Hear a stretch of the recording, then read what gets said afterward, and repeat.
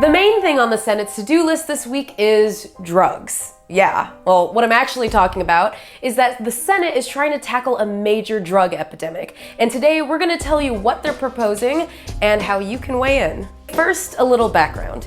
In 2014, according to the CDC, over 28,000 people died opioid-related deaths. So more and more lawmakers are calling for urgent action to end these deaths. So what you actually have is a situation in which Republicans and Democrats can actually agree on one thing.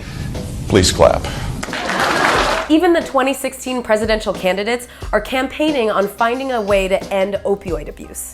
This week, Congress is voting on a bill that aims to prevent drug use and drug-related deaths through government programs. It was introduced by Senator Sheldon Whitehouse, and supporters believe that it can help put a stop to excessive use of opioids and heroin.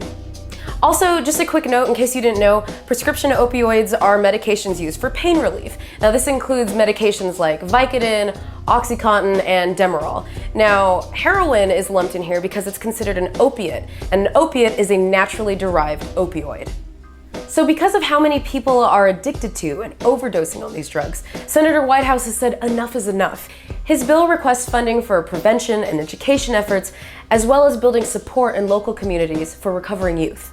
The proposal would also change the way that we criminalize opioid use. It would incentivize states to put opioid addicts into treatment programs instead of into jails. Bill supporters believe that these government programs would be effective because they anticipate that treatment, not incarceration, can solve the abuse problem. They also believe that government money is best spent on education and treatment. Critics of this bill think that the government has the right to regulate these drugs with jail time. They say that opioid abuse destroys communities and should be handled in the criminal justice system.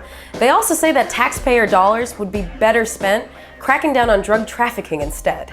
So what can you do about this? Well, click this link, head on over to Countable, and tell your senators how you want them to vote on this bill. It's as simple as clicking yay or nay.